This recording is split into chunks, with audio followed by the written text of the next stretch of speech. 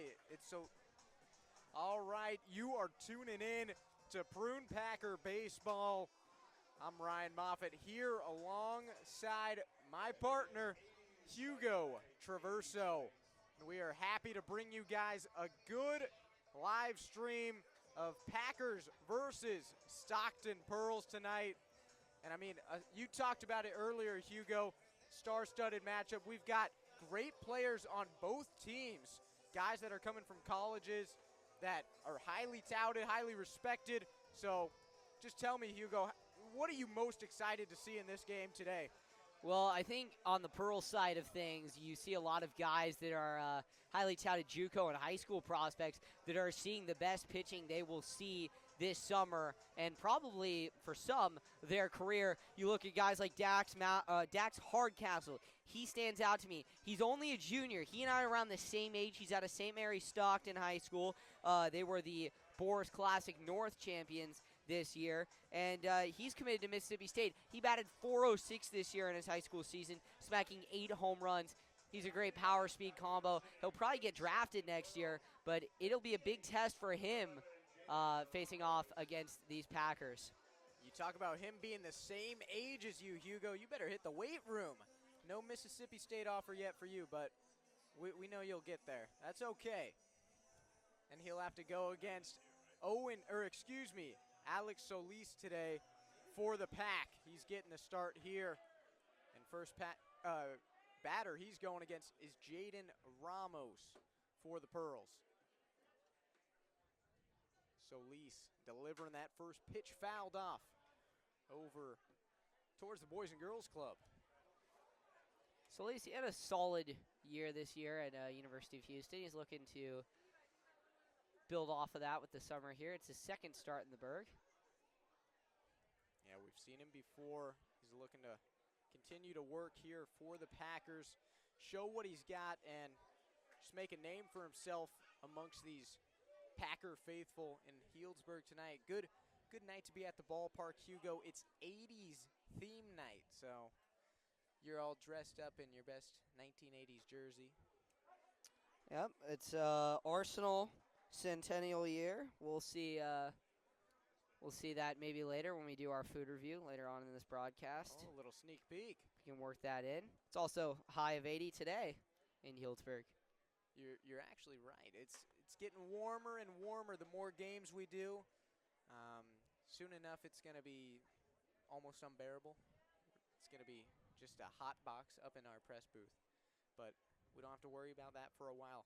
The only heat we have to worry about is Alex Solis up on the mound. As another one's fouled off. Good job fighting by Ramos. First batter up, and he's already given Solis some trouble. Yeah, good battle here. I mean, these guys, they're from the Central Valley. They've seen tough pitching throughout that Sac Joaquin section. And now, heading into college, they'll see it at the JUCO level. This lined out into center field, and underneath it is Jay Souza for out number 1.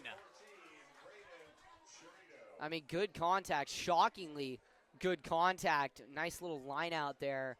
But credit there to Ramos, putting bat on the ball, showing off some power. As I was mentioning, Delta College, the head coach of this team is from Delta College. A lot of these guys are either going to Delta College or are from Delta College, and they play at the top of the level, the 3C2A. They are consistently in the regional final in Northern California, and they have made some trips in the past few years to the California State World Series. Yeah, definitely a good pipeline to have for this Stockton Pearls team through Delta College. So now Solis going against the 2-hitter for the Pearls, Braden Chiarito. Maybe a little accent on there for you, Hugo. I know you're better with accents than me. As this grounded over to second base, fielded by a guard. And his throw to leadoff beats out the runner. 2 down now for the Pack.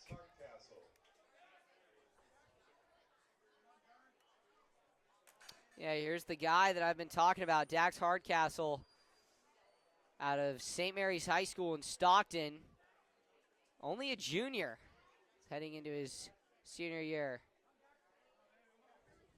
Yeah, impressive. He's competing against some of the top guys in college right now, so it's good showing for him to show, how he can compete against the next level and just give him a quick glimpse for his future in college. Yeah, he's out of a highly touted high school, St. Mary's Stockton. Made it to NorCal's this year. They are very hard to beat out in the Sac Joaquin section. And a big swing from Hardcastle there. Great pitch from Solis to get a swing and a miss.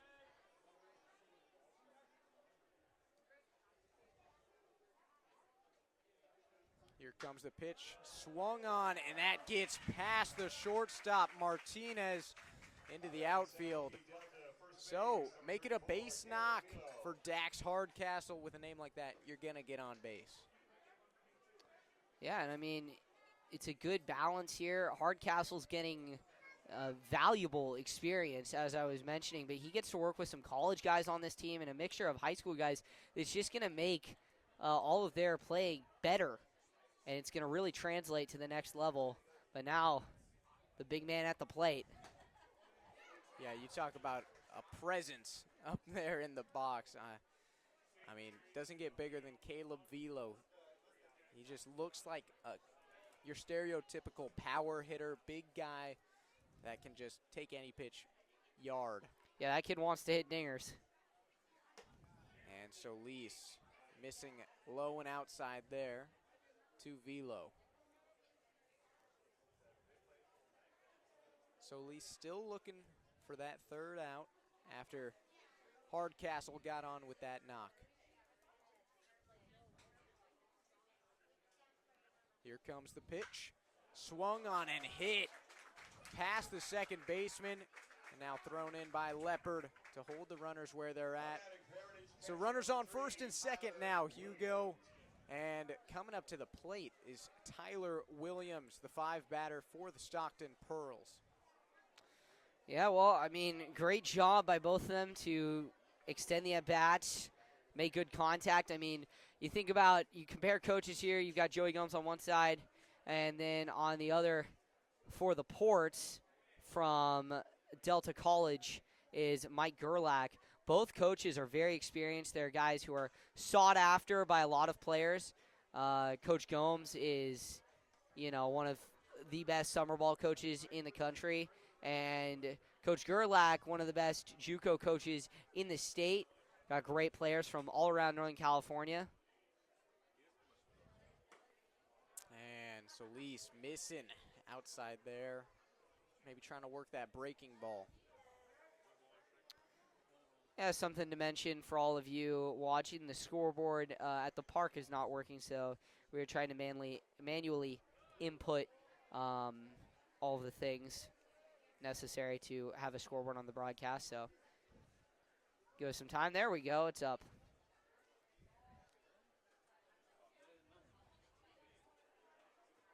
The pitch to Williams. Down low in the dirt.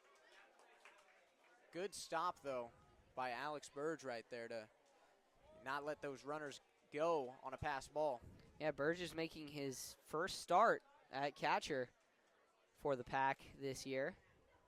It's been Hideki Prather most of the way. Burge, though, got player of the game last night. You're right, Hugo. I got to interview him after his stellar performance. Yeah, and I mean, it was a splendid jump you guys were doing there at the end. Hey, we like to have a good time. Alex, he's a fun guy, so he let me kind of have a lot of fun with the interview, make a couple jokes. So, we're hoping he wins a couple more player of the games. Here's the pitch, and fouled off there by Williams. Staying alive against Solis. Yeah, both runners in motion there, trying to throw off Solis, maybe a little hit and run action. This guy's from Heritage High School in Brentwood, California. They've produced great athletes like Amanda Muse. She's actually at UCLA. Solis can't find the zone on that pitch. And now that walk is going to lead to bases loaded.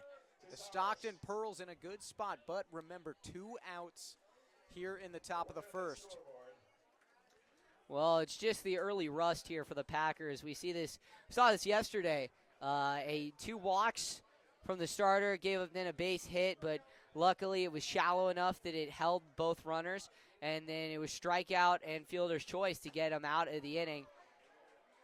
Yeah, we often see that early kind of the stagnant offense or pitching from the Pack, and it makes you wonder, is this the same team we saw last night? But the slow starts seem to be pretty common here, but those middle innings, they start to heat up, and that's when you realize, oh, this is the Prune Packers that everyone talks about. Yeah, they just got to get their bats in there. A lot of these pitchers, they've had a tough year, tough spring, and they're just trying to get some more outings in, and pitching can be kind of a trouble for the Pack early on in the season, but then they can turn it up later on. Yeah, and speaking of pitching, still Solis out there trying to get out of a tough jam here. Bases loaded, 2 out. Here's Solis. Gonna miss right down low. Still working against Caleb Cazares.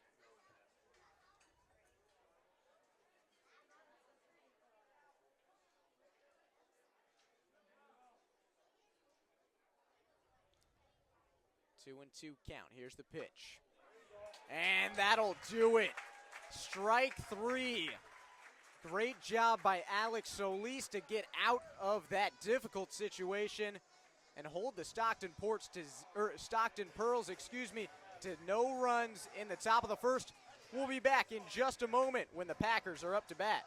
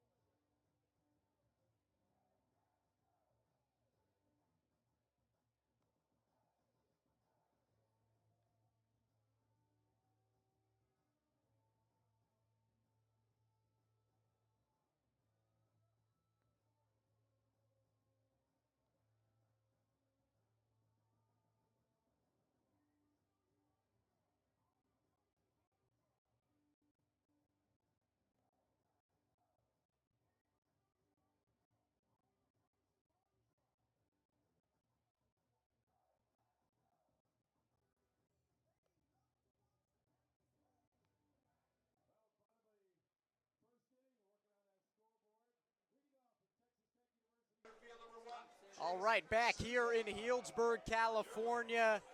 Bottom of the first.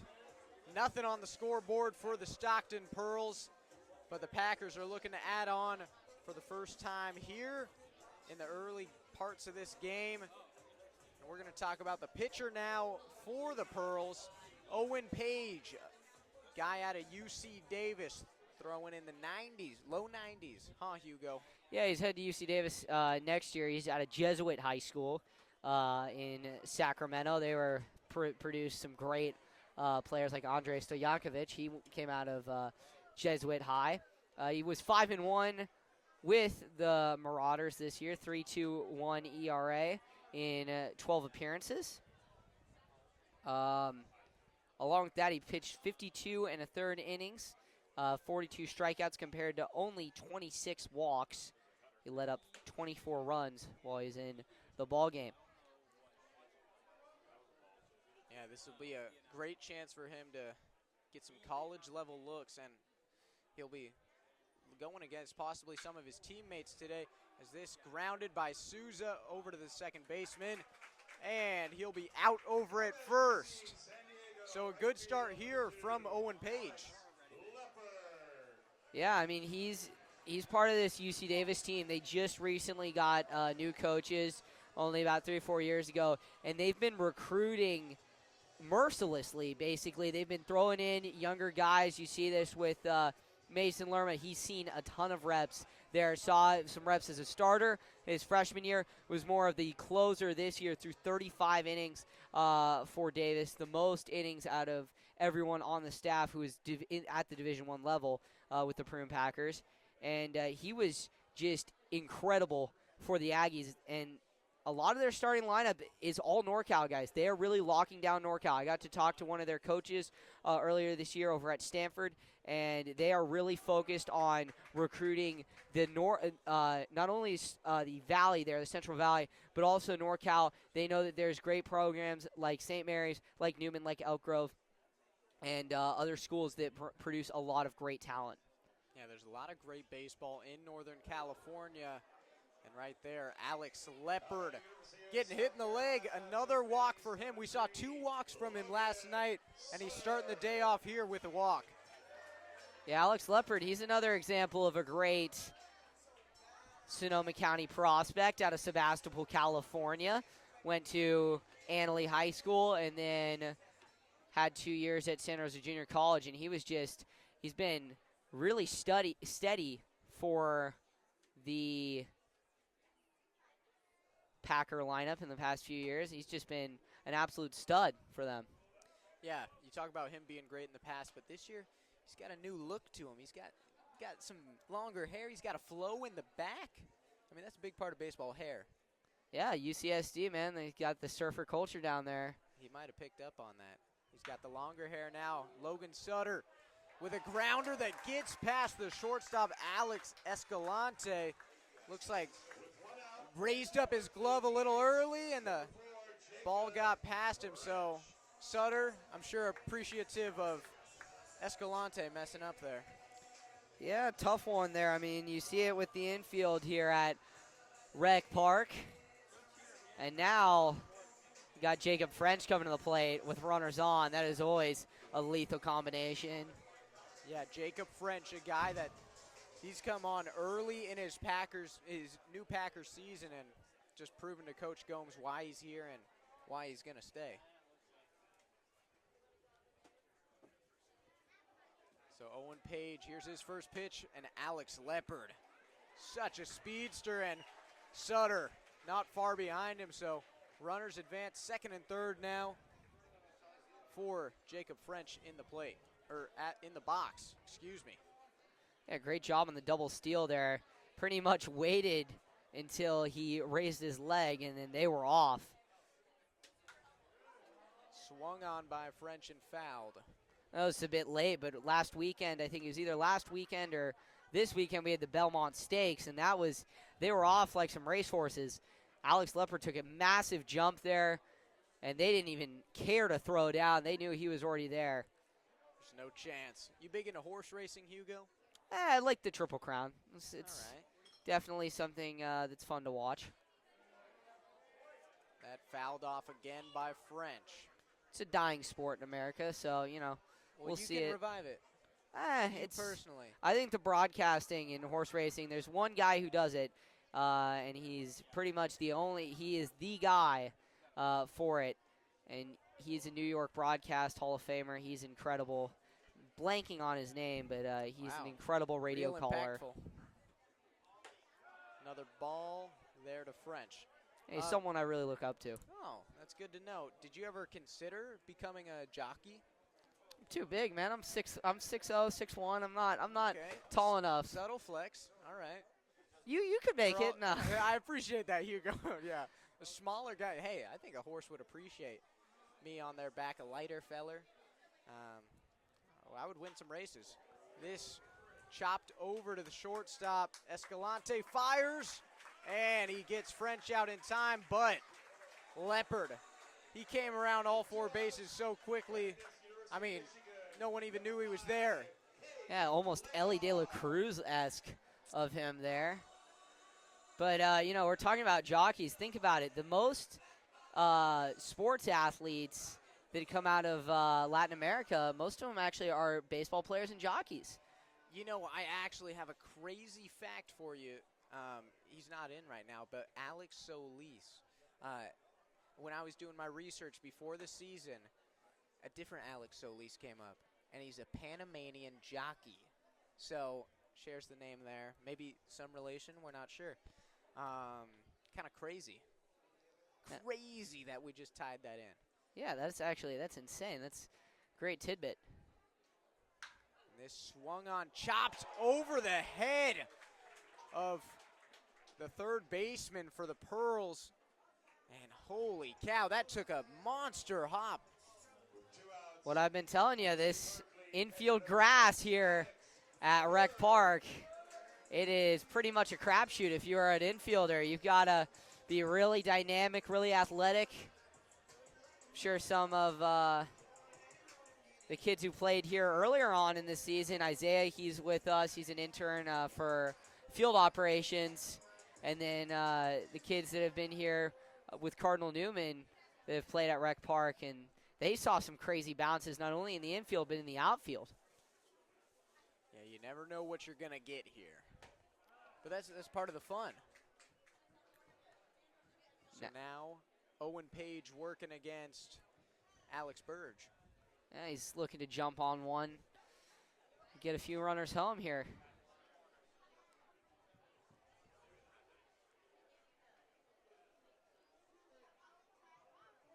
Page delivers, and he's going to miss up high there for a ball against Burge. Yeah, Burge out of Cal, he's one of the many Cal players on this lineup. Just has to drive a couple hours north, not even. Depends on the traffic. Yeah, you big commuter. Hugo, you like driving places? Occasionally, it's kind of hard to, it's hard to go see professional sports when you're in the North Bay. You gotta kind of drive far if you want to go see a Giants game or a Warriors game or even a hockey game. That's a 2 or 3 hour haul. So, yeah, I gotta get used to driving in the Bay Area. And that pitch misses down low there. Some would actually argue that the Bay Area has the worst traffic in America, which I think I can get behind that. It is pretty bad. What about, a big city like New York? That's pretty bad, but the Bay Area is just frustrating. Stumped. You could probably slap the title of frustrating on any traffic in the U.S. Very true. You got to really put together a good PowerPoint on why the Bay Area has the worst traffic, and we'll present that next broadcast. Yeah, I'll stand on the field while someone's hitting and just stand there in front of the pitcher's mound and have like a massive target on my head. Okay, that's unsafe. We're not going to let you do that. But maybe. So it's still Alex Burge up to bat. And he's going to take a walk there after ball 4. And bases are loaded here for the Pack. Second base, number 7,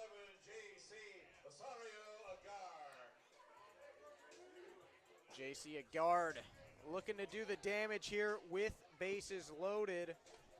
And we'll have to see if he does that. He's walking up into the box, stylish as ever. He's got the mismatched socks. It's a bold look, but, if you've got the swagger, you can pull it off. Hey, it's with our City Connects, Got to make them match up, and it's kind of a great fit for 80s night. That fouled hard over towards the Packers bullpen. Guys getting out of the way there.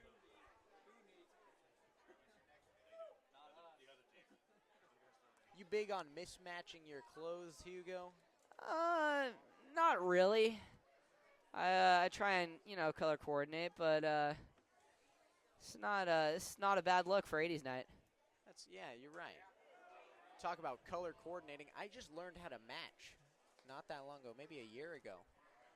I didn't understand matching clothes. It was a bad look. I was just kind of throwing whatever on. Yeah, no, same. I was never really a big Copycat. big fashion dude. For Really? no, never really have been. Your outfit today is pretty fashionable. This hit hard by a guard out into right center, and that's gone. A guard. Look at him do it. Bring everybody home because a guard smashes that out of the park. Well, a grand slam for JC, a guard, put right over the plate. Some would say that he put it right in front of him, and he just put it straight out into center field. Great job there by a guard. I was thinking of the right word, forgot it, left my mind right at the, put on a Silver platter. silver platter. Look at There that. you go.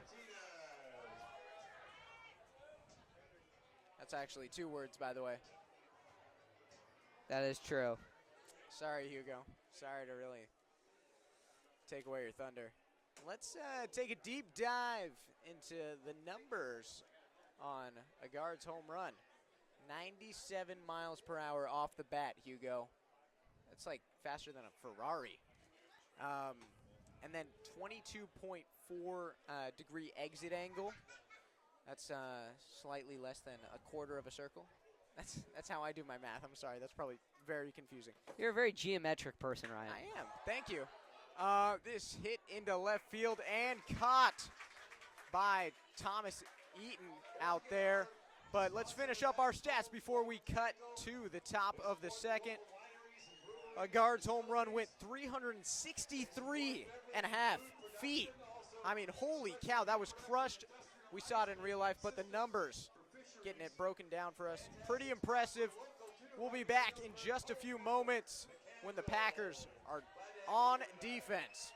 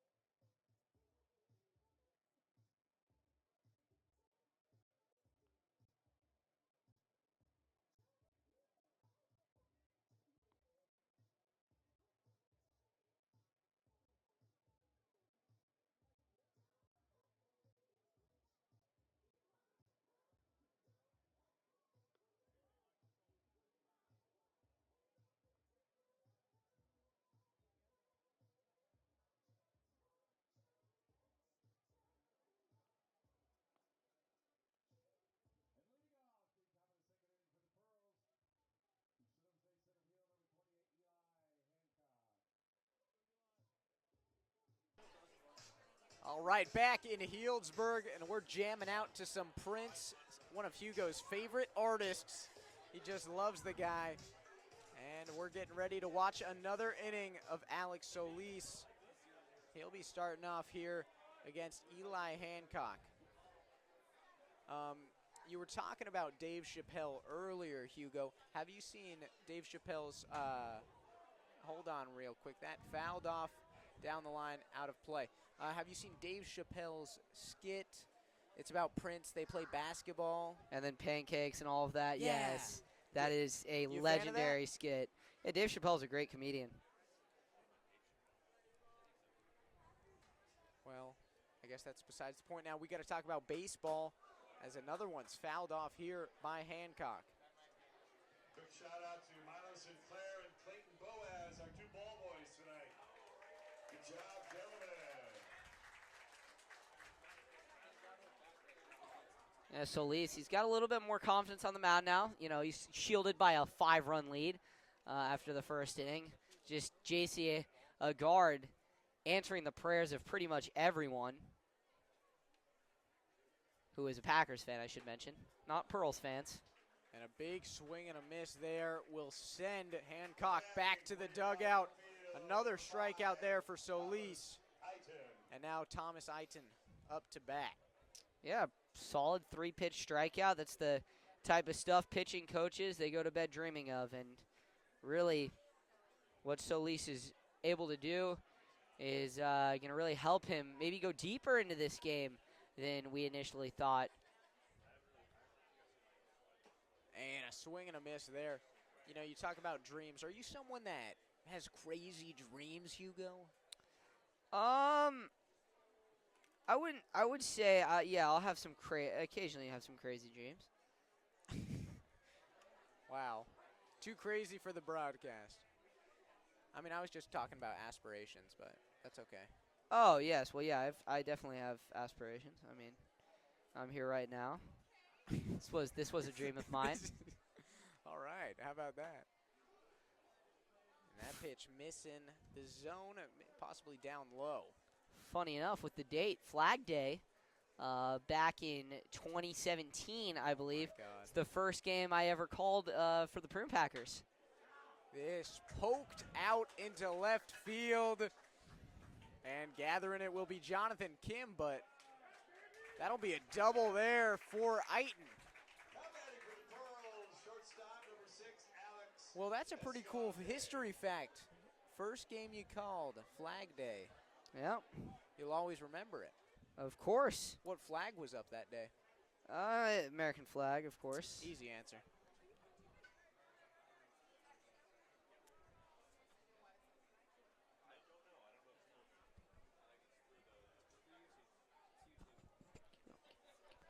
So Lease. Here. Wait.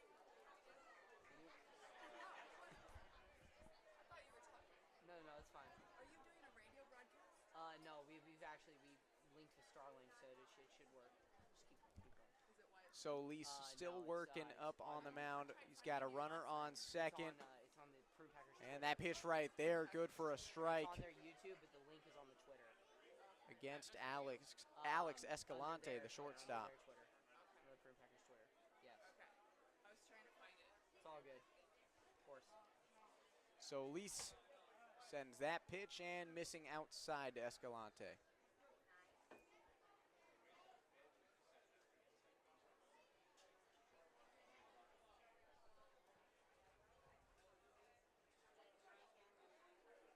So Lease with a pitch there, and it looks like Escalante fouled it off his own ankle, or he's holding his leg, or the lower part of his leg. He's got one of those guards on, but, I mean, he got a good hold of it, so it broke through maybe. Yeah, well, we were talking about toughness last night. Yeah. He's a hockey guy, actually. He plays hockey and baseball. St. Mary's, funny enough, doesn't get a lot of credit for it, but they are not only one of the only hockey high schools in Northern California, they're one of the best on the West Coast. Wow. They have an incredible program, and Escalante was a big part of that program, and he's a class of 2025, but he's looking to I don't know if he'll continue it in college, but it's a great sport, and wouldn't doubt it. Yeah, we were talking about toughness. I think it was because Hugo up here with me, he took a sweeper pitch off the chin yesterday before the game. That fouled off right there. And holy, a flock of children go for that ball. There might be a brawl out there. Hugo, you would get pummeled if you went for that ball. Those kids look aggressive. Yeah, but Hugo took a sweeper off the chin last night, so we were talking about how he's one of the toughest people we know. Maybe Escalante might fall a rank below you in toughness. No comment. That's okay. That's okay, Hugo. He's humble. He's our humble broadcaster. He just hates praise. Good guy. So Lee sends the pitch, and a big swing there gets him for strike three. Escalante goes down. So Lee's working with some junk there. Yeah, he just powers that fastball right past him. Escalante wasn't ready. He kind of escalated the fastball on Escalante, but, you think about it, Escalante, he's playing for St. Mary's. He has faced this type of velo, not only in the Boris Classic, but in league competition, but wasn't ready for that one from Solis. Yeah, snuck up on him. So now, Solis working against the top of the order once more, Jaden Ramos. Still has that runner over on second. Now here's the pitch. A swing and a miss there. Ramos with a big hack.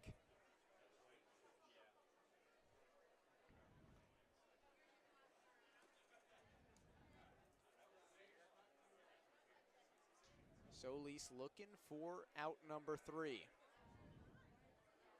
Here's the pitch. Swung on and fouled.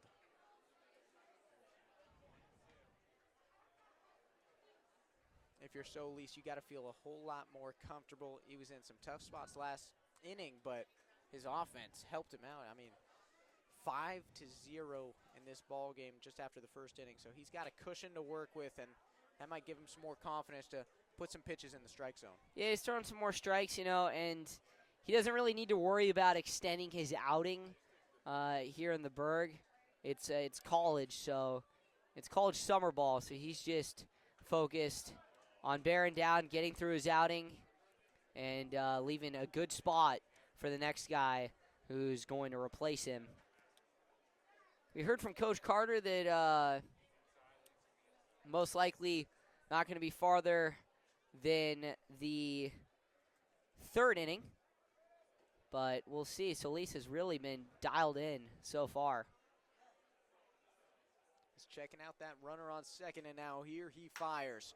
Swung on, fielded by Martinez, and a clean throw to first for the third out of the top of the second. And now the Packers look to add to their 5-0 lead here on 80s night. We'll be back in just a few moments.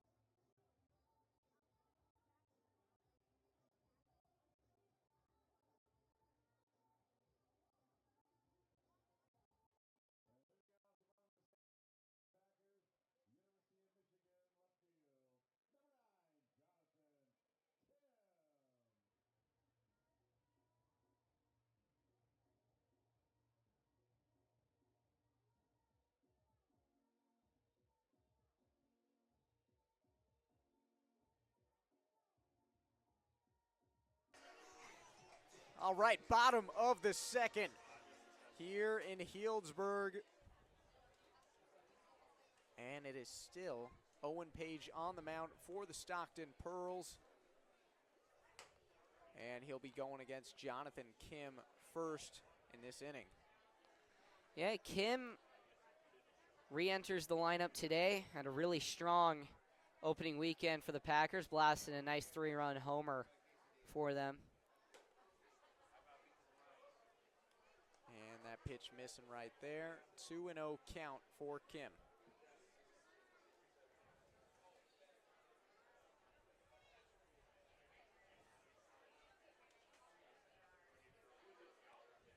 Here's Page. Another pitch and another ball against Kim. He's opened at 3-0. This is not good. Pearls, though, do have a pretty stacked pitching lineup. They've got a lot of guys. And finally gets that first strike of the count against Kim. 3-1 now. Yeah, that was a little bit questionable there from the umpire. I think he's just trying to maybe let him work back into this, try and regain some confidence. That swung on and fouled. And the catcher was even shocked on that call. Yeah.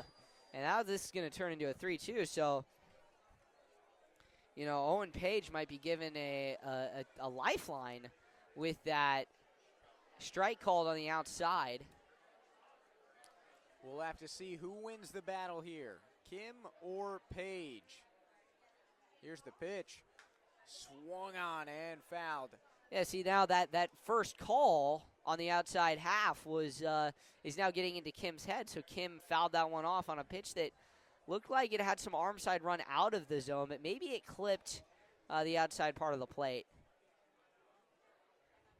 The pitch swung on and fouled once more by Kim. So he's doing a good job of staying alive after what looked like a walk in his first 4 pitches. Turned into a battle here. Yeah, this is quite the battle at that.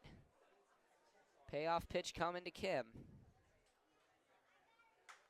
Kim, another foul ball off of his bat. I mean, if nothing comes out of this, he has really worked worked the pitch count of Owen Page.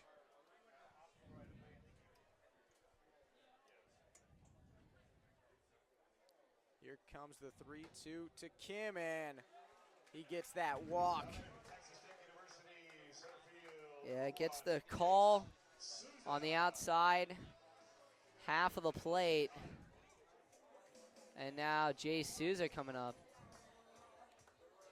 Back to the top for the Packers lineup. Souza, he's Hawaiian, funny enough. You are right. He won the 2018 Little League World Series with the Honolulu team.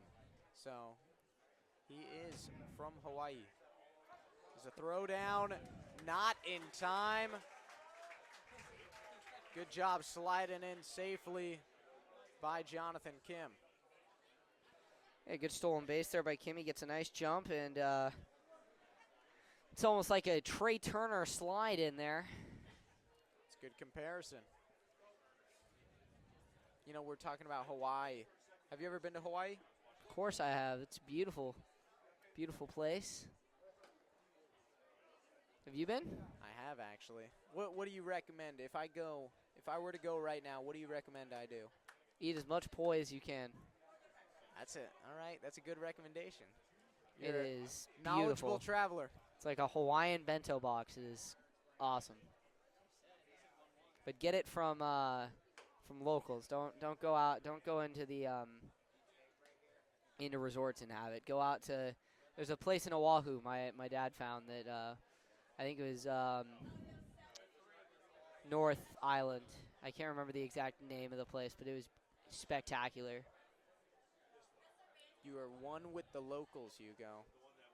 Is Oh. that something you do when you travel? You seek out the local food, the local things to do instead of just the tourist attractions? I would say so. I think a lot of the places I do go, I have family there, so I get help from them. Yeah. For instance, I have a family friend who lives in Hawaii, and we stayed at his place. He gave us some recommendations. It's good stuff. It's good to have someone in the area. As Souza still working here against Page. And he's worked into yet another buffet count for the hitter. It's going to be a payoff pitch here.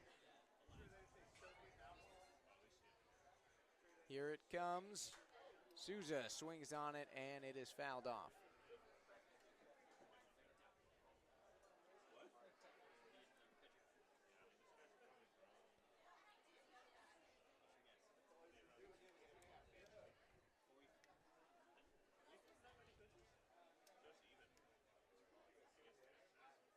The full count pitch from Page and breaks into the zone to send Souza back to the dugout.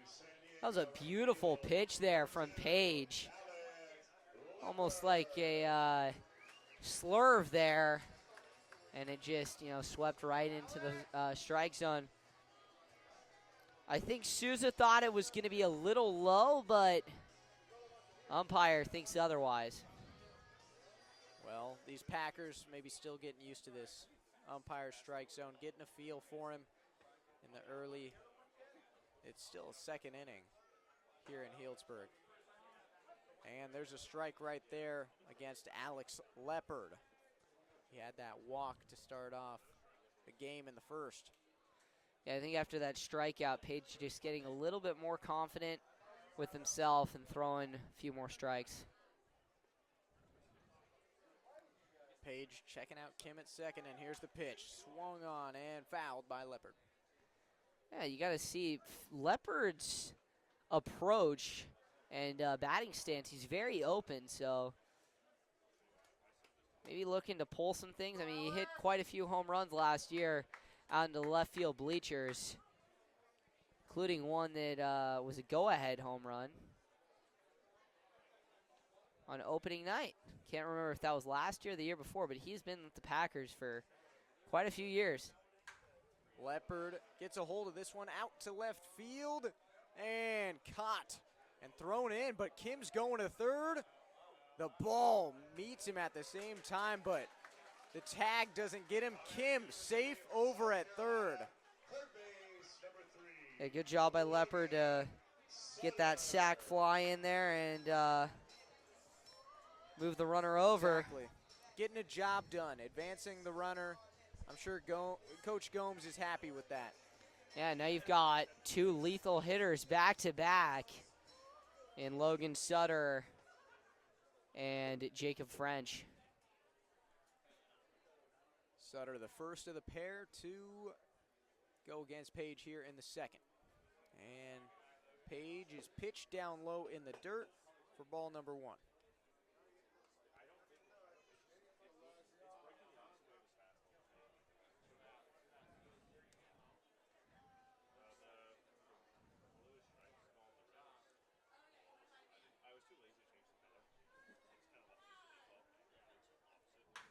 Sutter, a grounder over to shortstop. Escalante's throw gets past Velo.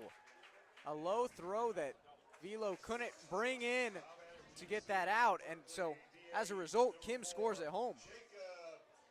Yeah, another error there. We'll see what he assigns it. They're going to assign it against Escalante. Funny enough, it's deja vu for Logan Sutter. He reached on an error by Escalante back in the first, and we'll see if he goes to steal. However, he did have Alex Leopard ahead of him. They do check over on him. Yeah, it helps when you've got Alex Leopard in front of you. It kind of it gives you almost like a speed boost or a safety blanket. And that pitch outside for a ball. And you're talking about Leopard, his speed. I mean, he is definitely someone that we'll look to see possibly go in the draft this year. I mean, he's been really solid for UCSD. I think he has another year there, eligibility. I believe so, yes. So he's been fantastic anywhere he's gone. Annalee, SRJC, and now at the Tritons of UC San Diego. He is stuck everywhere. And don't forget about the Packers. Oh, yeah, you cannot forget about the Packers. The pitch to French, down low. So, 2-1 count for Jacob French. Yeah, I've batted .390 this year at Cal. I feel like I've been a broken voicemail recorder, you know, just repeating the same things. He's been fantastic. He's another guy that's been fantastic everywhere he goes. It seems very consistent with Joey Gomes and the guys he picks. He picks guys that make an impact anywhere they are.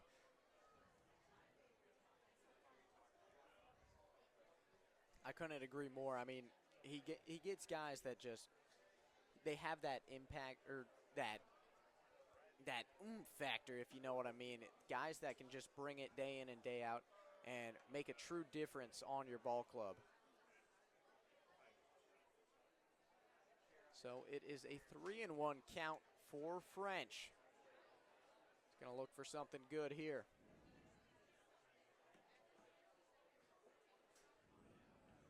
Pitch. And that hit to the second baseman, and they're flipping it for two, or I guess for fun. Yeah, they were just doing it for fun, and it still would have resulted in an error. They're fooling me, but they couldn't fool the Packers as the Packers add one in the bottom of the second.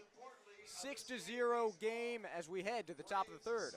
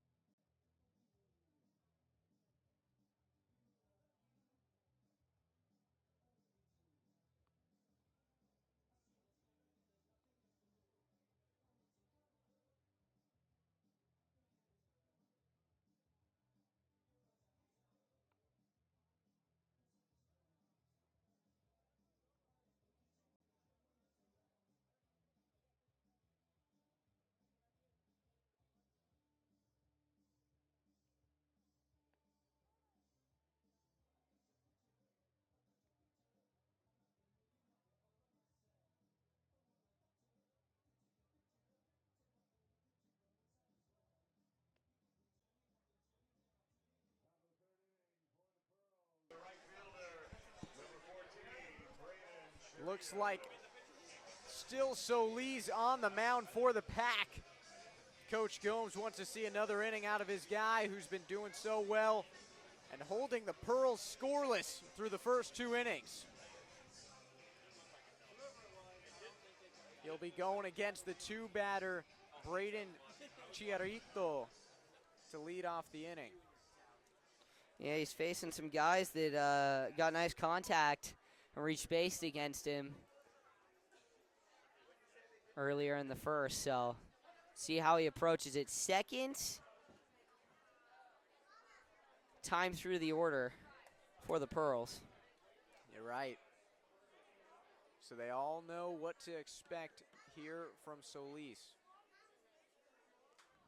Is that fouled back into the backstop? Yeah, a wise man once said, a good pitcher is someone who can retire a team in order through the first time of the order. A great pitcher is a guy who can do it once, not once, twice, or even 3 times in a game. Wow. As they're going to chase him down there on the drop, third strike, and get him out. Who said that quote, Hugo? I have absolutely no idea. I just heard it at a camp from a coach who said, a wise coach once told me, a good pitcher can do those things. All right. We'll say Will Smith said it. Yeah. Yeah, Probably maybe Chris Rock, I don't know. All right. Too soon, Hugo. Way too soon for that kind of joke. Wow. Insensitive. Well, now we have a guy who's going to hit balls hard, Hardcastle at the plate. And look at that. You talk about it, and he does it right there, hitting it hard out to right field. But Alex Leopard out there to grab it for the second out of the inning. Yeah, I mean, great contact. You really see why Hardcastle is headed to Mississippi State soon. Hale State, they're looking for a lot of good bats down there. 2021 College World Series champions, had a great team. Will Bednar was the ace of that team now in the Giants organization. Still waiting to see what he'll do at the next level. Kind of had a long journey to the majors. But the Giants definitely have some great pitcher prospects, so we'll see how they do. Seems like that happens a lot. Guys can get stuck in, those lower levels and in the minors for a long time before they get the call up. Well, we're seeing some Packers, though, in Omaha this year. Speaking of the College World Series, Tommy Spillane with Arizona and Luke Mastoni with the Cinderella story that is Murray State. Luke, no matter where he goes, will be able to say for the rest of his life, I was one of those guys on that team that defied all odds. An 800 capacity stadium, a coach making only $68,000 a year comparatively to some of his opponents in the College World Series that are making upwards of $1 million a year. A guy who cuts his own grass, manages his own mound on a stadium that not many people can come to see. And you think about it, Rec Park is bigger than the Murray State Stadium. Which is crazy to think about. I mean, not that this is a crazy large park. It's wild to think about it, but it's so cool to see smaller colleges getting recognition. Yeah, I mean, with the transfer portal and NIL, I know there's a lot of controversy behind it. It's going to allow more teams to get better. And right there, Solis finishing strong here in the top of the third in what could be his final inning of work. And the score remains 6-0. Packers dominating through the first three. We'll be back in the bottom.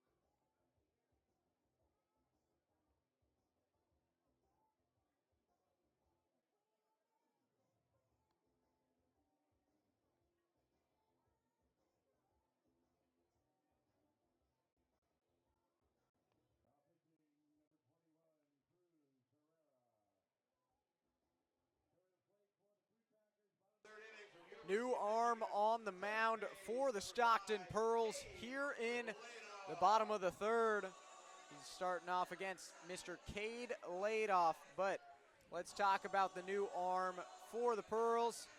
Cruz Herrera, a pitcher at Sierra College, but also Sierra College's quarterback. Huh, Hugo? Yeah, he's a guy who transferred back from the Division I level. At the FCS level, he's playing for Sacred Heart University. Transferred back to Sierra College. Was highly touted out of St. Mary's. Was a dual threat guy. I remember him actually playing junior varsity against my high school. I got to call that game. He was definitely a star in the making and transitioned now from quarterback to pitcher. We'll see how he does, but he had a pretty solid year under center for the Wolverines. He had 1,718 yards and 15 touchdowns, averaged 214 yards per game passing. And we'll check his rushing very soon, but he was no slouch. He was very good, yeah. 86 rushes for 418 yards, regular Christian McCaffrey. All right, look at that. As this popped up into shallow right field and dropping. Cade Ladoff gets on with, a tricky pop fly if you're the second baseman or the right fielder, right in between them. Sandwiched. Yeah, like you like to say, Ryan, the Bermuda Triangle out there. You know, you get the sun in there and you get a guy charging from the infield, two outfielders charging in, and miscommunication happens and get a hole in the outfield. Hey, it's all about finding that sweet spot out there, and Ladoff did just that. So now up to bat is Alex Burge.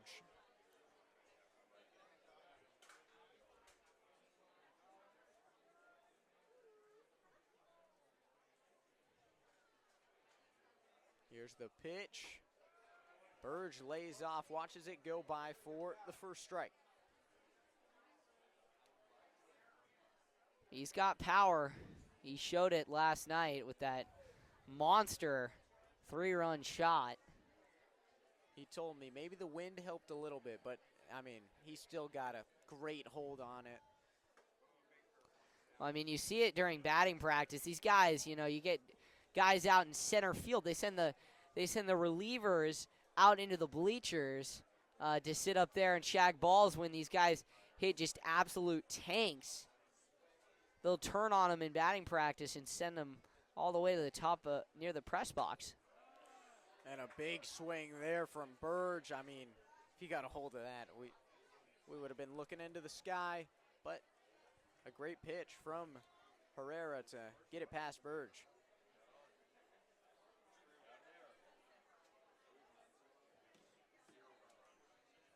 Two and two count here for Burge. Herrera's pitch just outside of the zone, and the count goes full. Ambitious there from Burge to just watch that go by. One of the fans actually, I guess, snickered at the call there, saying to Burge to be careful because the umpire would call that. But he did against Jonathan Kim, and it turned into a massive at-bat. Burge stays alive, fouls one back.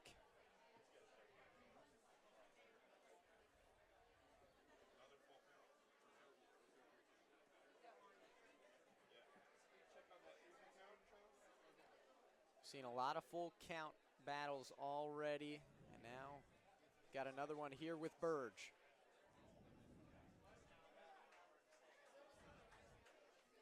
There's the pitch, and inside Burge will take the free 90, as now 2 on for Herrera to deal with as he goes against J.C. Agard.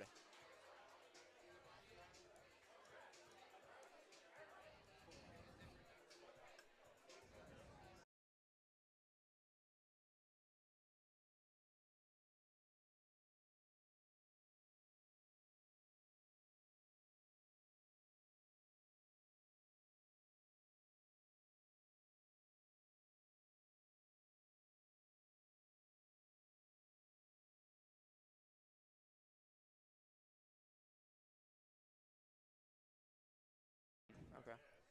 All right, we are back. Sorry for the small pause. We're dealing with some, technical difficulties. It wouldn't be a day here at Rec Park without a couple troubles here and there.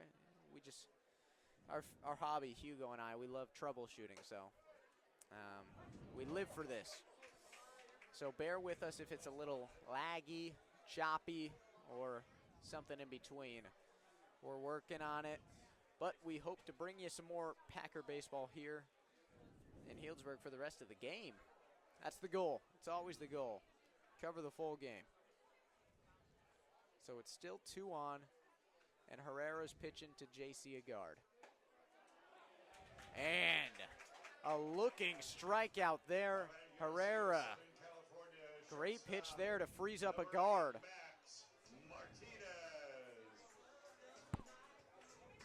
So now Max Martinez entering the box. Great walk-up song. Yes. Hugo, do you know who sings this? I do not. Southern Nights, though, is a classic. Glenn Campbell, and this hit into shallow right field, dropping in front of the outfielder. And runners will hold at their positions, and bases are loaded here for the Packers and the 9-batter, Jonathan Kim.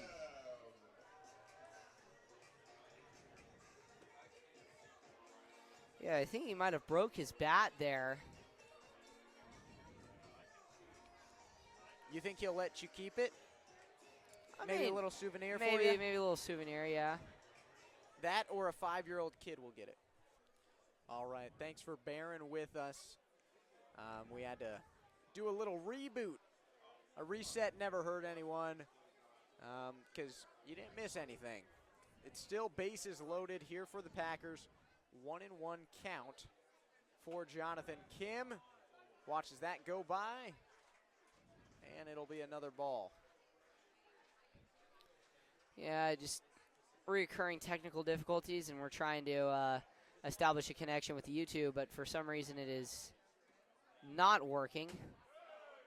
So you guys are listening to the recorded right now if you are on this.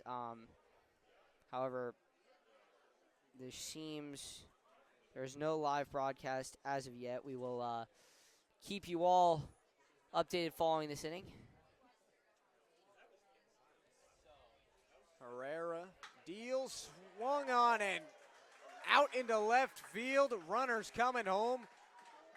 Packers got two of them coming in. Burge scores safely, and a great little single, 2 RBI single for Jonathan Kim. Yeah, great job by Kim there. Take it the other way. Little drop and drive, and Packers continuously in business. Yeah, it's impressive, and we see some Packers maybe checking in, getting ready. It's a pitcher down there. His name is slipping my mind, Hugo. He's an Oregon pitcher. It's going to be Hunter Hargett, actually, who is scheduled to come in for the Pack. We'll see what happens. Thank you, Hugo. So now Jace Souza up to bat. He's got 2 on. And that pitch looks like it skipped right in front of him, maybe hitting him, but I don't think so. He's still there in the box.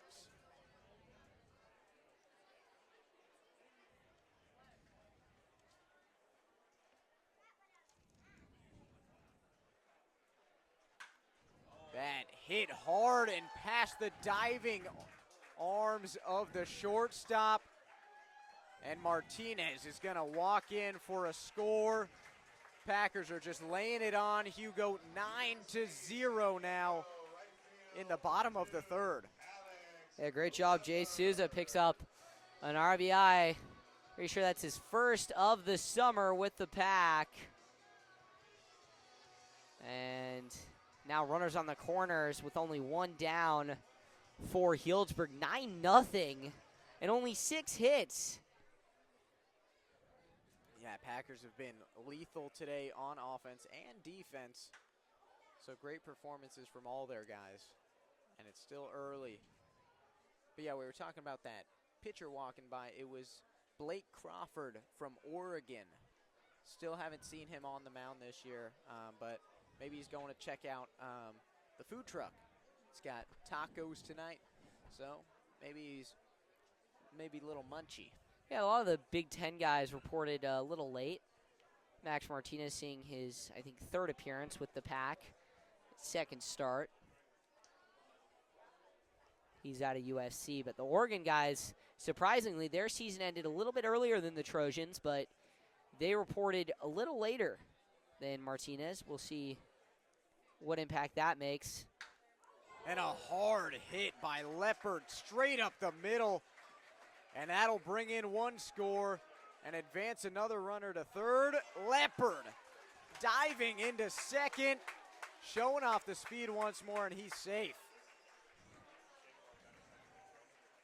Just a pure hustle play there from Leopard after a wonderful hit right up the middle. Yeah, this is starting to snowball. We'll see what the Pearls look to do in their bullpen. But Herrera having some trouble. Now Sutter. This could end up being one of the longest bottom of the 3rd innings ever. Yeah, well, if you're sticking with us here, you're watching the recording. We might pause at any point just to try and get us back on the live stream for people. But if the stream is ever not working in the future, check Packer Twitter for score updates.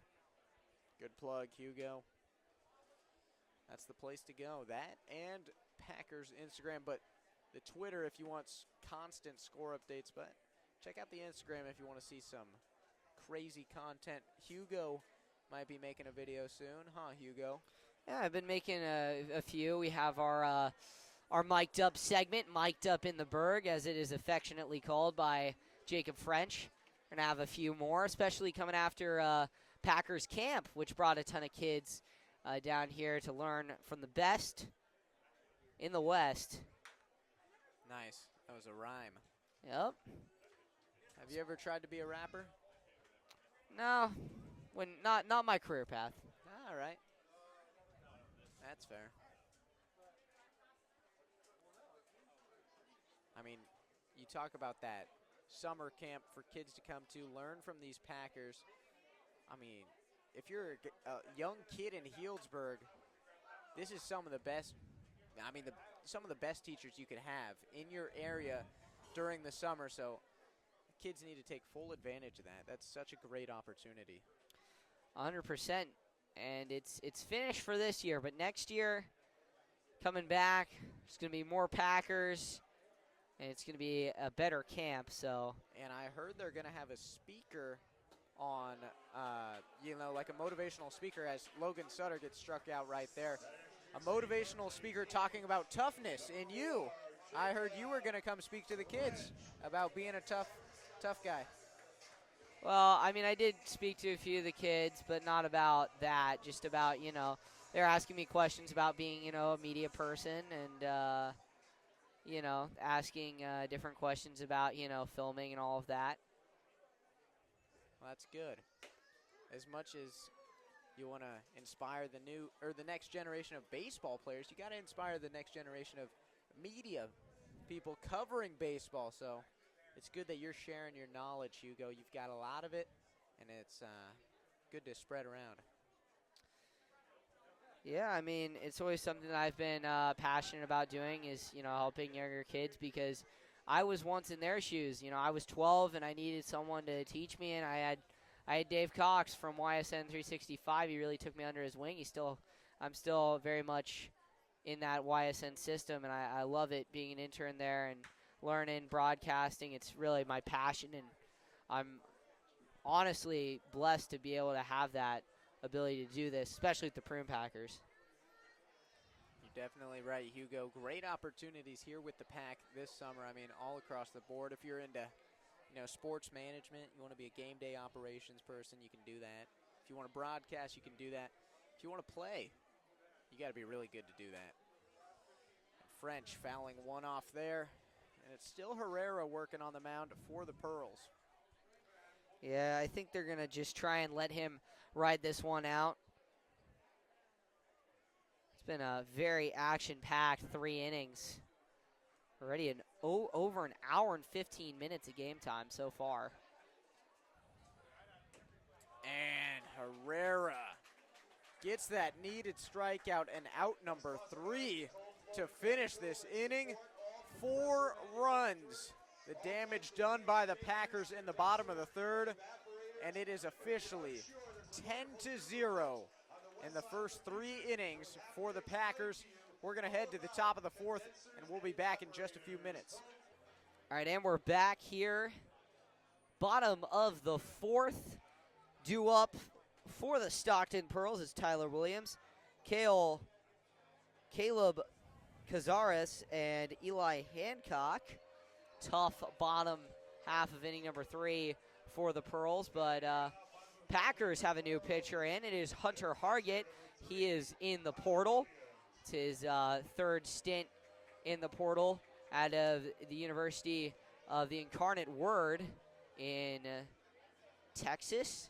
Pitched a lot this year for them, 16 2/3 innings.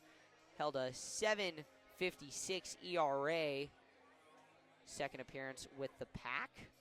Struck out 20, only walked 11. Yeah, and he's got some great warm-up music. I was just checking it out.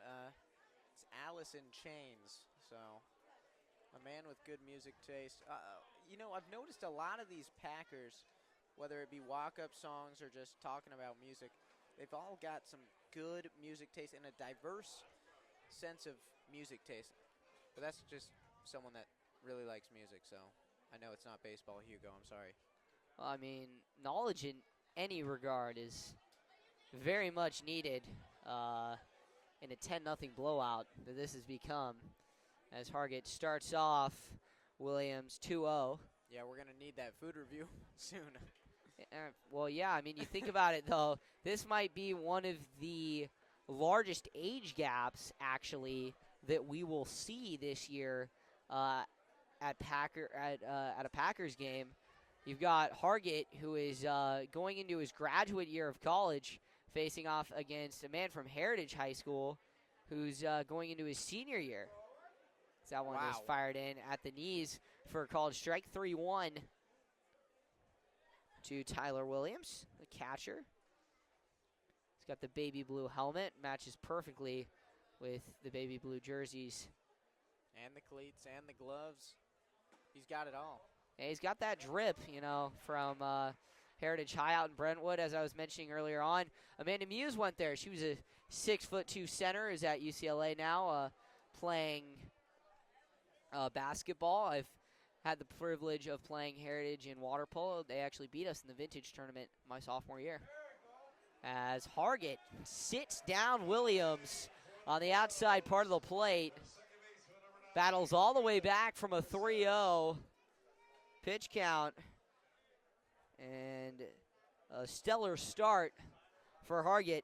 Looking at it,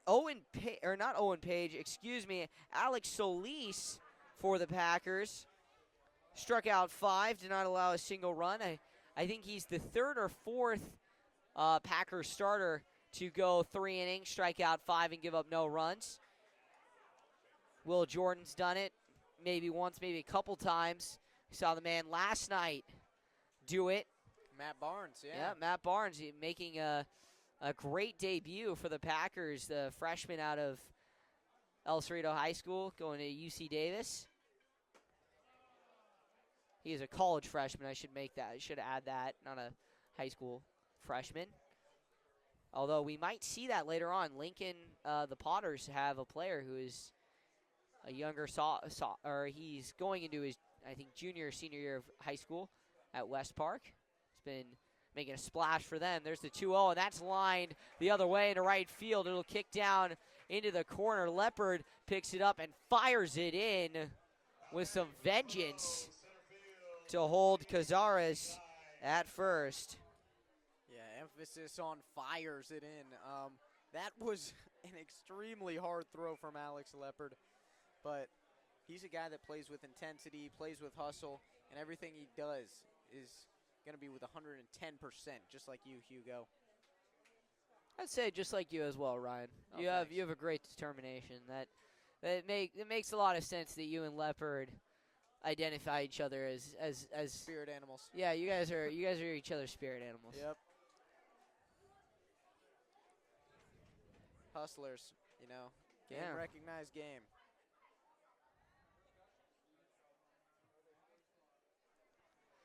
One 1-0 coming from Hargett to the man at the plate, Eli Hancock.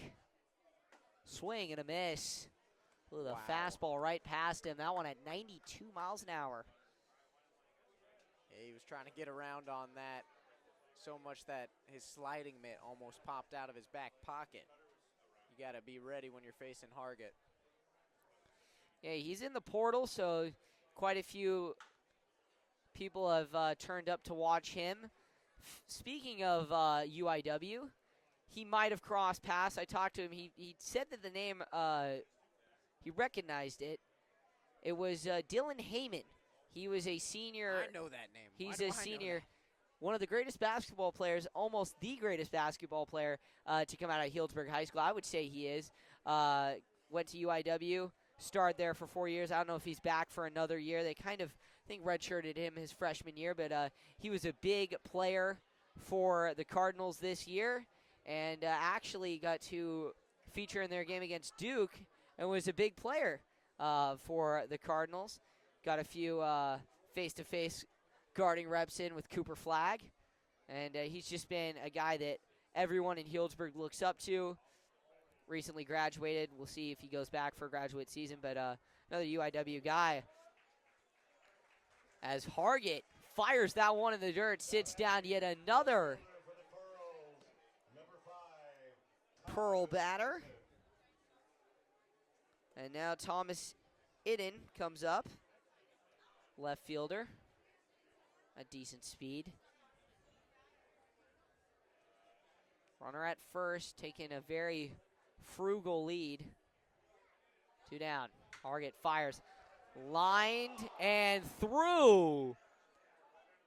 Almost nutmegged. Agard at second. Cruising into third is Cazares, and now runners on the corners for the Pearls. Tough break right there for Agard. Looks like he just took his eyes off of it for a split second, and that's all it needed to get past him on what looked like, was probably a routine play he's made 1,000 times in his career. Maybe a little overly confident or just going through the motions. Let it slip by him. Now Alex Escalante stands in, batted .352 with 10 RBIs and 10 doubles. Umpire calls time. Escalante out of St. Mary's Stockton, one of the high school teammates of Hardcastle. 2 down. Target goes into his windup. Fires that one in for a called strike. Backs Escalante off the plate. He was scared he was going to get hit. Escalante stands 5'3".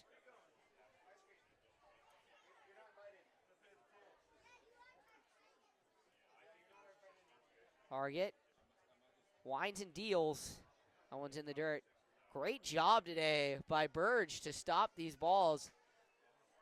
Yeah, Burge has been working really hard behind the plate. I mean, he's bending and, moving laterally to make sure there's no pass balls. And it's so important, especially when you've got runners on and a runner on third, to be exact, just to keep the ball in front and minimize any stealing.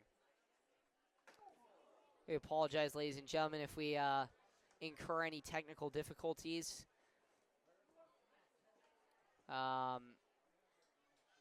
If you are listening to this on the recorded, Starlink is down yet again.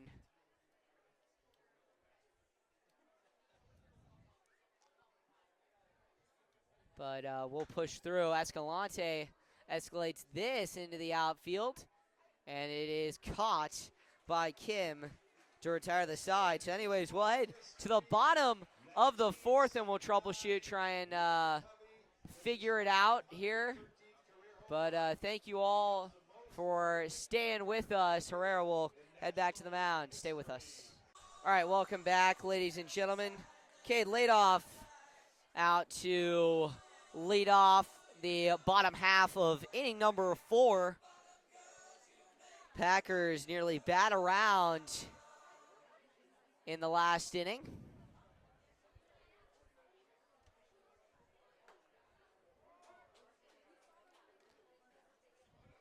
Herrera back out there for his second inning of work.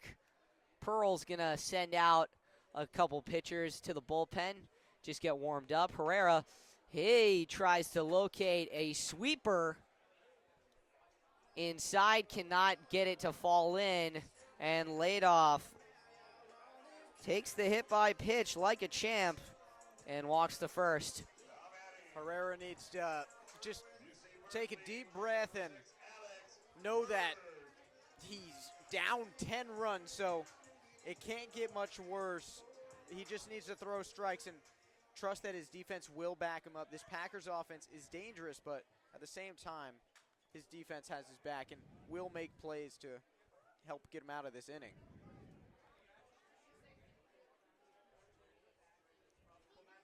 And it's going to be an 0-1 now to Alex Burge. Power guy trying to move the Michigan man around the bases.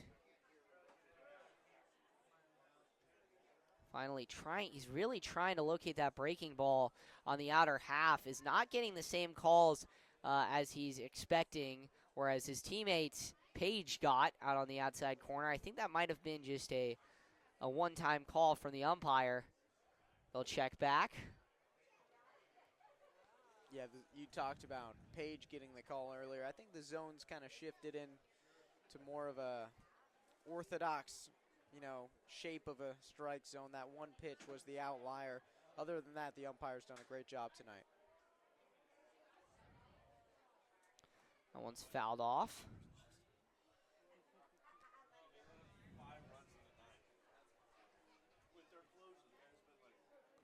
Again, thank you for joining us, ladies and gentlemen. We apologize for the spottiness with our Wi-Fi connection. Here comes the 1-2.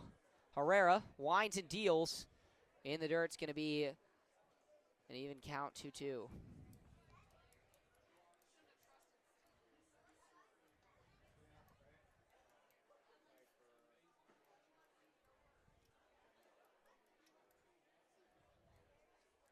No one down. Runner at first is Cade Ladoff. Little happy feet over there, and there's a fastball. A little bit of arm side run. Maybe a sinker. Doesn't get Burge to chase. Burge rocking with a Victus bat. One of the few players on this team to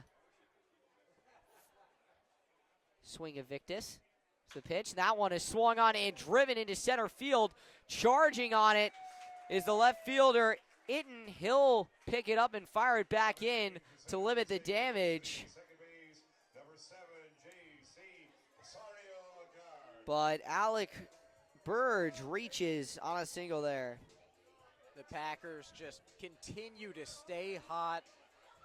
Each inning, it seems like they're racking up multiple hits, and runners are constantly on. So we're going to see a mound visit right here, Hugo, from the head coach talking to Herrera. We'll see if he takes the ball from Herrera. So we're going to get to check out a new arm for the Pearls. We're just waiting to see where he's at.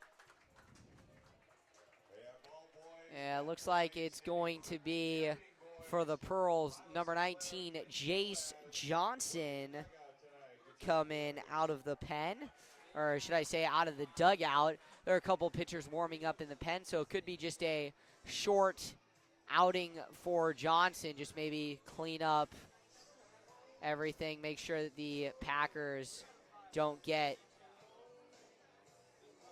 too out of hand. Really tall lefty out of Tracy, California. He's really tall, you can see it. But some people are just born ready, Hugo. And I guess Johnson's one of those guys, no warm-up. He's just coming out of the dugout ready to rock. Yeah, he's throwing. He's a reported 6'5", 190 pounds out of Tracy High School. He just graduated. He's throwing 85, 86, around that range, sitting there.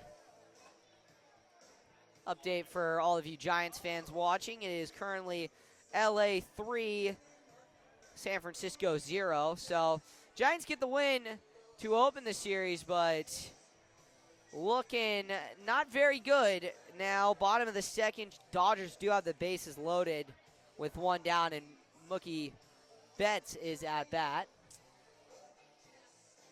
You're an A's fan, so you wouldn't understand that pain. I don't. I'll root for the Giants because they're a local team, but primarily A's. Oakland, you know what I mean? Oakland A's. Yep.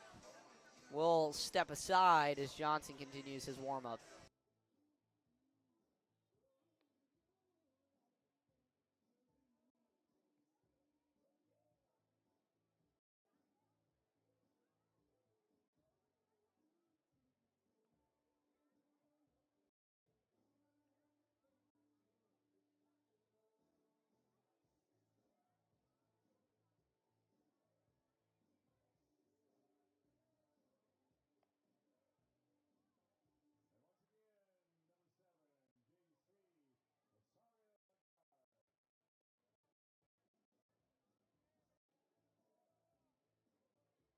And we're back here. Still the bottom of inning number 4, J.C. Osario, guard out of San Jose State, comes in. He's had a much better start to the summer than he did this spring. Only batted .237 for the Spartans. First pitch in there from the tall left-hander. Johnson is in for a called strike. Runners at first and second for the Berg, wearing their 80s night themed jerseys. So that one is popped up into right field. It will move, runner over. Catch is made out there by Chiarito. And moving over on it is Cade Ladoff. Yeah, Ladoff, we could hear him stealing that bag all the way from up here. I don't know if you heard that. He runs loud. He's a loud runner. I mean, just thumping. Yeah, I'm a fellow loud runner. Really? Yeah, it's a lot about the weight of the feet and Ground contact. Yeah, ground contact means he's running hard. Max Martinez from USC stands in now. First pitch fired in for a strike to him. 1 out. So a fly ball would assumedly bring in the 11th run of the game, assuming it is deep enough. Hugo, have you let Martinez know that you're a big follower of USC and USC sports? Yep. First night that he got in, was talking to him about it, about the campus down there. They're just renovating the baseball field for the Trojans, Dido. They were renovating it in hopes of, originally actually, they were going to turn it into the swimming complex for the Olympics back in 2019. They had the plan to shut it down for 3 years to slowly rebuild it and then transition it into the swimming complex. But after how big swimming got during the French Olympics in Paris, as Johnson fires in a called ball 4 to load the bases, they decided that the Olympic swimming complex is actually going to be at SoFi during the 2028 Olympics, which will be really fun to watch as now Jonathan Kim stands in. Do you think you'll take a trip down to LA when the Olympics are here? 100%. I'm hoping actually that a few of my Cardinal Newman teammates might be participating in that. Natalie Farquhar, she's swimming at the Princeton University. Had a great freshman year for her. She missed out on Olympic trials cuts by 2 seconds last year. So really trying to get better and make it in 28. But there are going to be a few other opportunities as a 1-0 is inside, nearly clips Kim's thighs. But actually there's there's a swimmer for Newman who will most likely make the LA Paralympics in 28. Eric McDonald for Newman. He finished top 8 in state. I think he finished 5th in the 100-yard freestyle. He's doing great. Well, if he makes it, he'll have a big following. I'm sure all of Sonoma County will be rooting him on, and all of America. And a swing and a miss there. Nice chase pitch from Johnson. 2-2.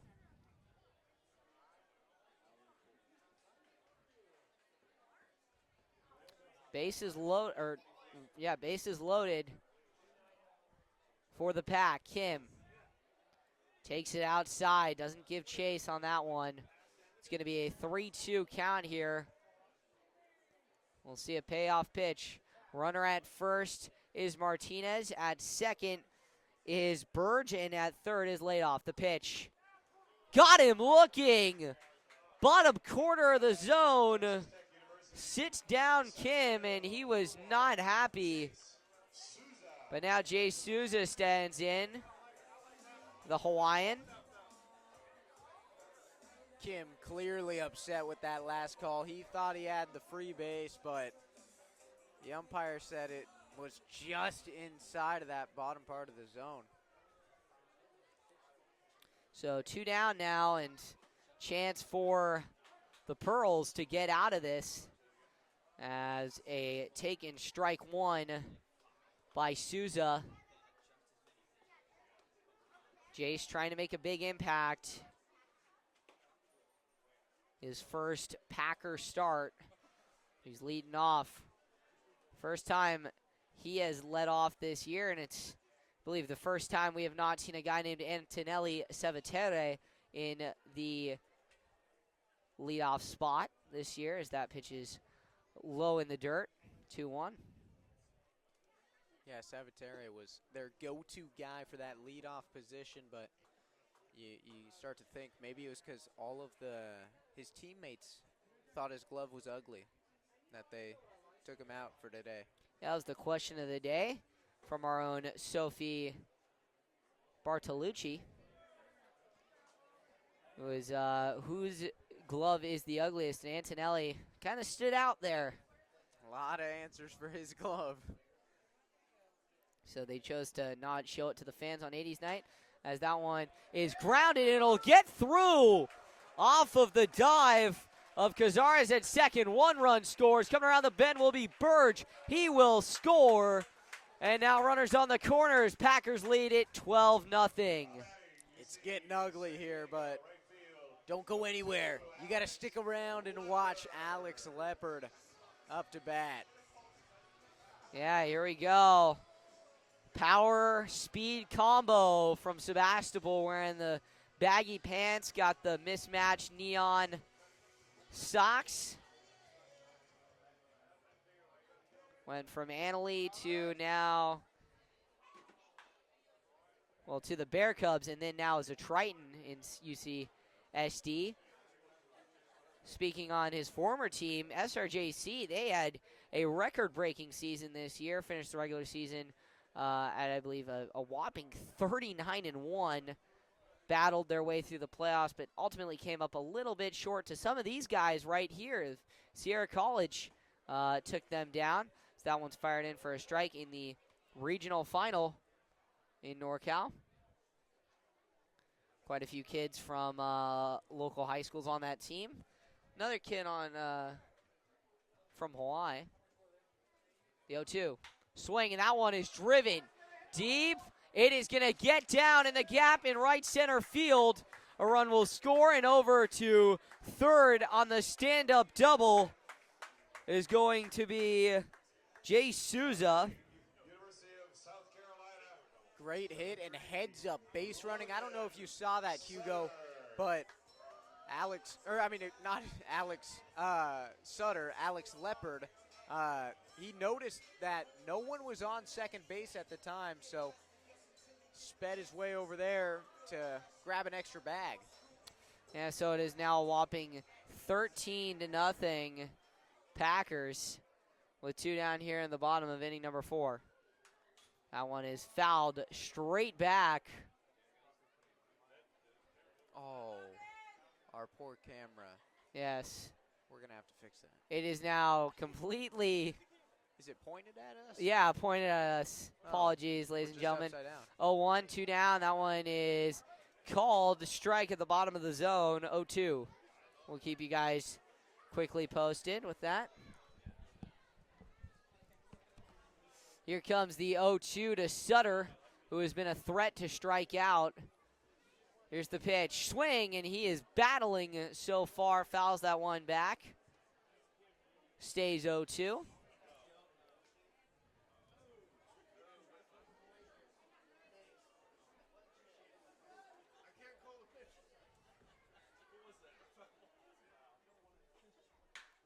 And Sutter lines this one back there, left field, onto University Streets. Have yourself a day, Logan Sutter. He leaves the yard. That'll be a 3-run homer. And just like that, the Packers are up 16-0. My goodness. Been waiting for that moment all day. Logan Sutter finally gets his home run. 3 RBIs tacked on to that one. We'll check the metrics as Jacob French stands in. It's going to be no one count to him. Let's look at Sutter's home run here in the bottom of the third. 93 miles an hour, 30.31 launch degree. And it is, or excuse me, no, that is wrong side of the paper. That was another Sutter home run. That was metrics from his last home run. It is actually, that one left the yard at 105 miles an hour. 22.7 launch angle and a 342-foot towering shot as French now hits this one deep. Back on it is Hancock. He will make the catch, and the Pearls retire the side, but the Pack go to town. And it is 16-0 as we will step aside.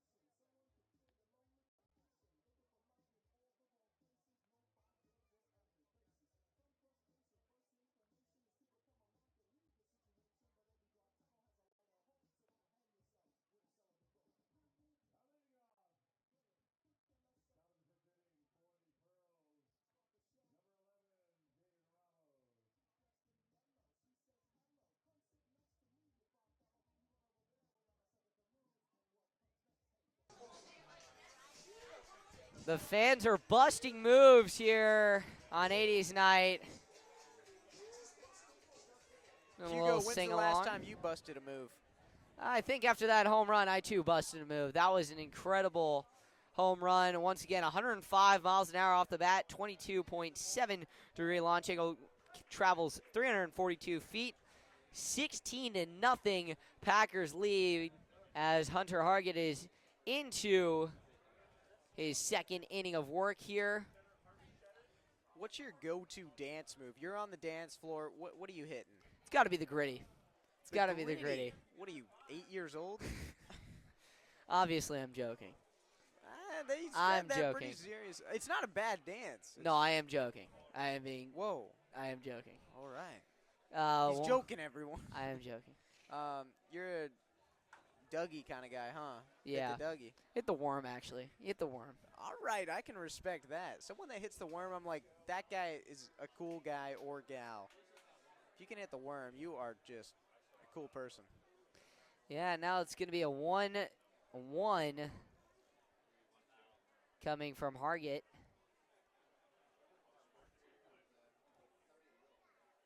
1-2, excuse me. Here's the pitch. That one is in the dirt, trying to get him to chase. The breaking ball, it's going to be 2-2. That goes even. What would you say, Ryan, is your favorite theme night we're having this year? I mean, we've got 80s night. Yeah. Already had Pride night.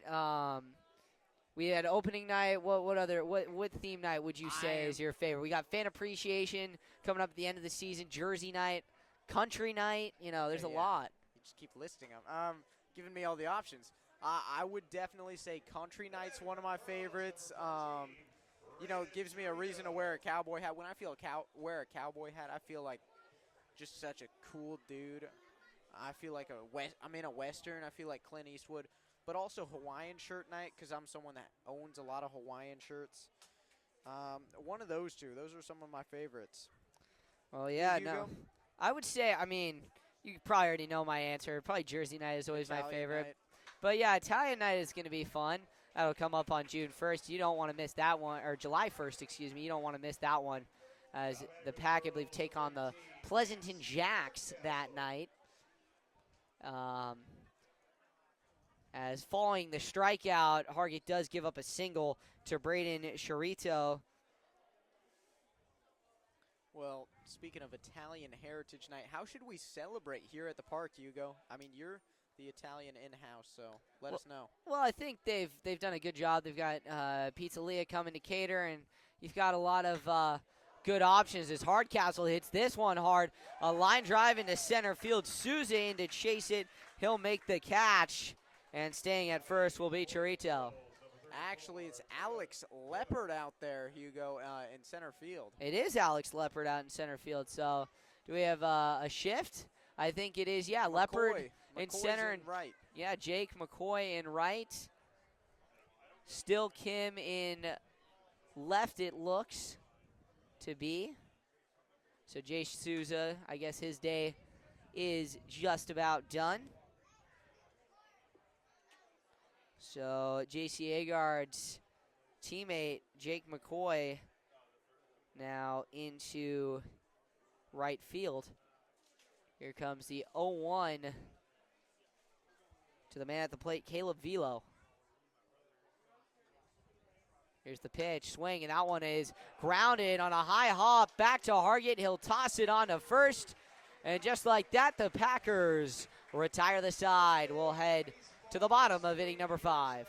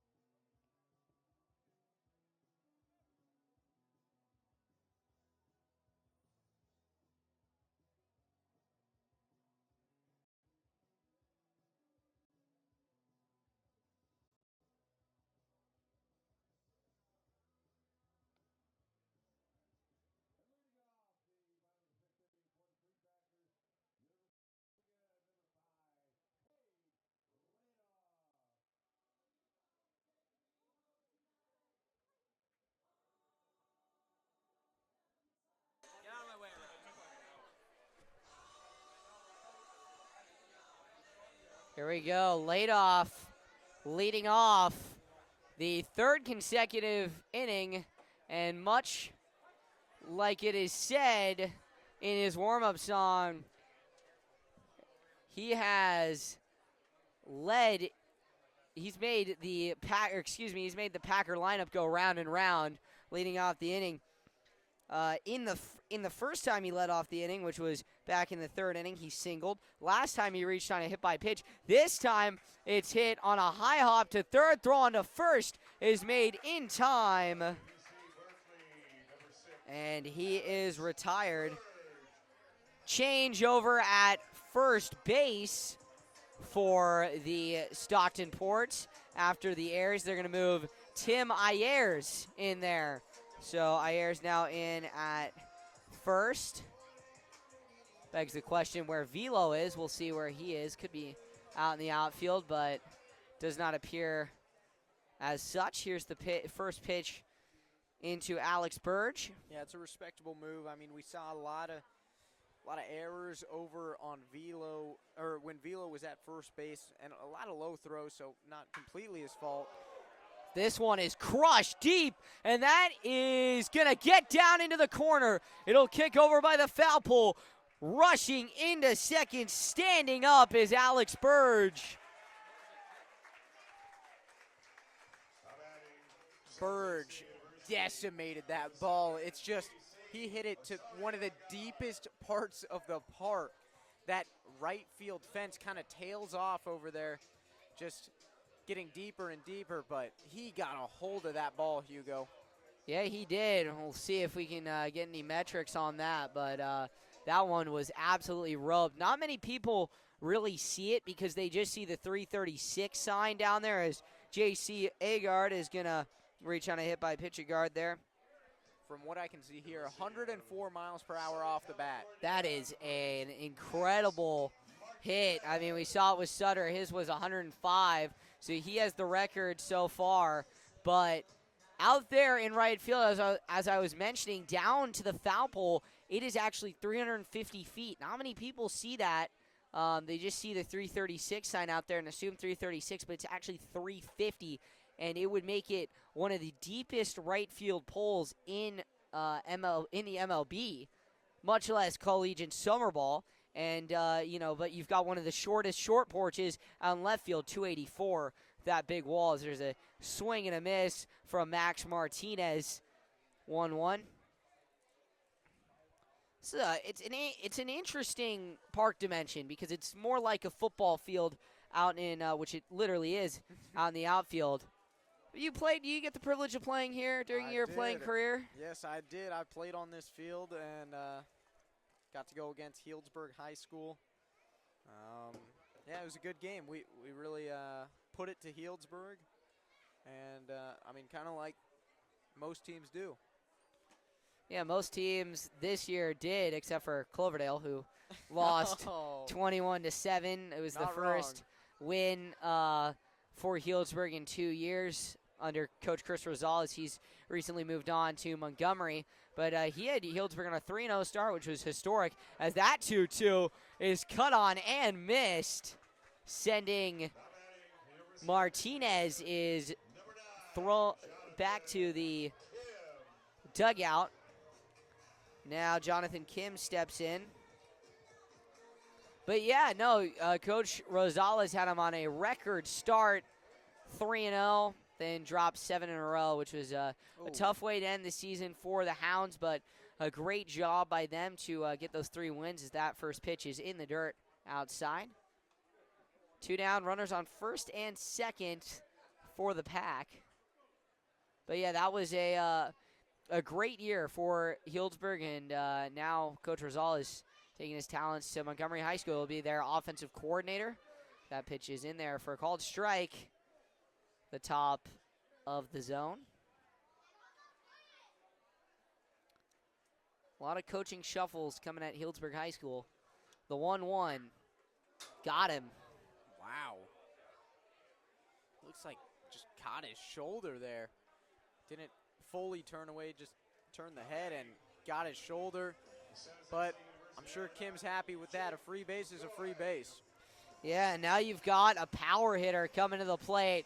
Jake McCoy, he doesn't show any love to baseballs. No mercy, McCoy. He just smacks them. And he's looking to put one on University Street, extend this lead even further. And he checks at that one, but does go around. Yeah, it looks like Packers are looking for their second 20 bomb of the year already. It'll be a good thing to see how many 20 bombs they can get. Pearls came into this game with some very good players. It's just kind of got out of hand for them. I mean, that's really where it comes down to. I mean, everyone thinks of defense wins championships, and that's what the Pearls have needed, and they have not gotten it. 2 errors tonight and a lack of command on the mound has led to some trouble.